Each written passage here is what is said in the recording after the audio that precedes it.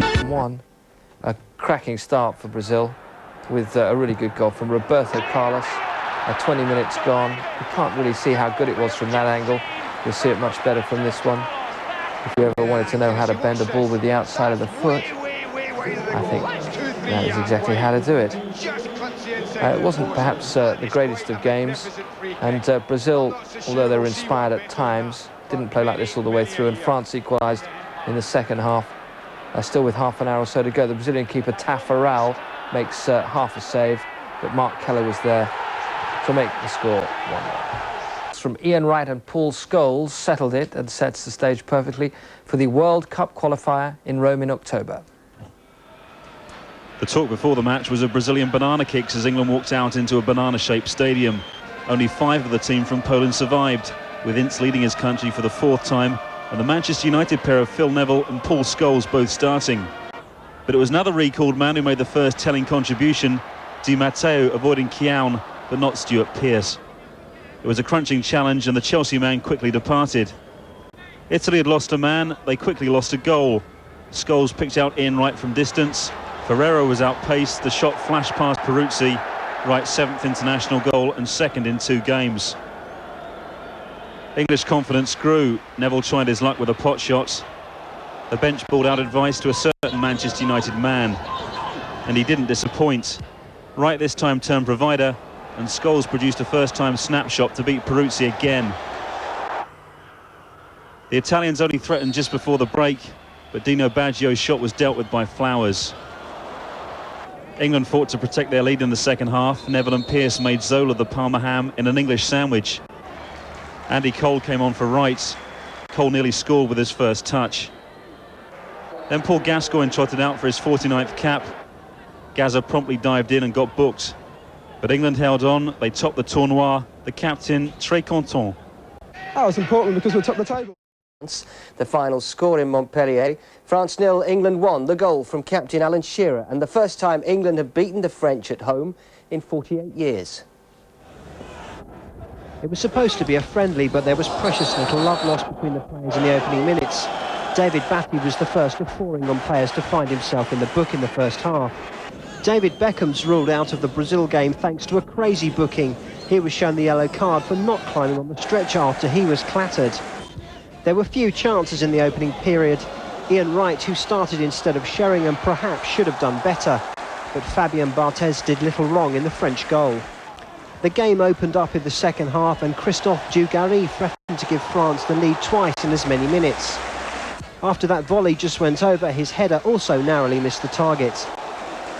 Alan Shearer managed to steer his effort onto goal from a great Beckham cross, but Barthez once again proved impassable. At the other end, man of the match David Seaman was also forced into action as the French pressed forward. Paul Gascoigne's great through ball gave David Beckham a brilliant chance to get his first international goal, but in truth he never looked like scoring. The SAS partnership was reunited when Sheringham came off the bench, and it was Sheringham's cross that led to the only goal just before the final whistle.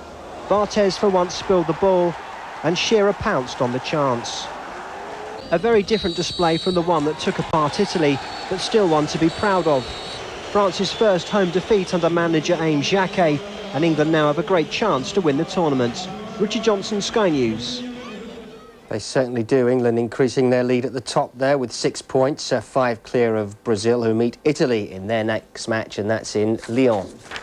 On 85 minutes, it's all over. Italy drew 3-3 in Lyon. Brazil needed to win to have any chance of overhauling England at the top of the table in their game on Tuesday. Italy had a great start and were ahead after only 7 minutes thanks to the head of the Juventus star Alessandro Del Piero. Italy stretched their lead to 3-1 before Ronaldo scored a great goal to put Brazil right back in it. And it was another fantastic effort that earned Brazil a point. Romario jinking his way through the Italian defence for a remarkable goal, but the draw not enough to stop England from taking the title. England then topped the group on 6 points for their 2 wins. No one can catch them now. Brazil second with 2 points from 2 draws. France and Italy have a point each. Seite hinaus auf Vieri, der neu in der Mannschaft ist. Im Zusammenspiel mit Del Piero. Und da ist die Führung für die Italiener. Die beiden Jubelspieler markieren das 1:0. Danach Albertini mit einem Freistoß, Distanz etwa 25 Meter. Und da profitiert er natürlich davon, dass er die brasilianische Mauer trifft. Das 2:0 für die Italiener. Aldair hatte da seinen Kopf dazwischen gebracht. Der wird sich auch denken, hätte mal diesen Ball besser nicht berührt. Und dann aber auf der Gegenseite ein ähnliches Bild. Brasilien mit dem Anschluss. Nach diesem Eckball getreten von Roberto Carlson im Zusammenspiel mit Denilson. Der passte zu Lombard und das war das 1:2. Und dann kurz vor dem Ende dieser Elfmeter für die Italiener. Inzaghi wurde unfair von Aldair gelegt. Und Del Piero mühelos zum 3:1. Brasilien versuchte noch einmal alles. Ihn kennen wir gut. Ronaldo, der Millionenmann und Neuzugang von Inter. Und er ist sein Geld wert. Zunächst der Anschlusstreffer und hier im Zusammenspiel mit Romario das 3:3.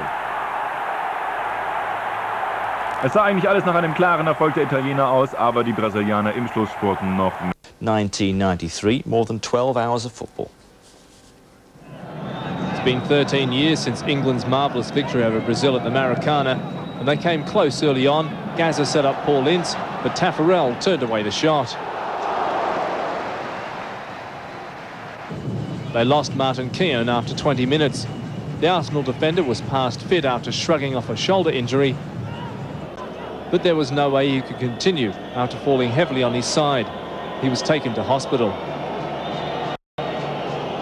England did survive a few first-half scares. Leonardo wriggled through, but the shot had too much air. David Seaman's last game in the Parc des Princes featured that nightmare goal from Naeem in the Cup Winners' Cup final. He was determined to keep a clean sheet, saving well from Ronaldo and Dalminia either side of half-time. But there was little the England keeper could do to stop Romario moments later. The build-up sublime, the finish just as sweet. England tried to level it, but the players looked exhausted, and there was little sting in Phil Neville's shot. Despite losing, England 6 points from the wins against Italy and France guaranteed them the crystal Tournoi trophy. Now they've got to concentrate on getting the points needed from the last two World Cup qualifiers to make sure of booking return tickets to France next year. Mark O'Leary, Sky News. So there's how it finished for England. 6 points from 3 matches, one more than Brazil. They took the trophy, and France and Italy play for third place tomorrow. And in the modern game, skill alone isn't enough. Athleticism, power, pace, all those qualities go to make the international footballer at this age. And we could see a bit of skill here from one of them, and that is a magnificent goal from the man from Marseille, Zidane. Well, it's the most untypically Italian performance, this. The poorest I've seen them play for a long time. And they get something out of it in spite of that, though. Bolivia.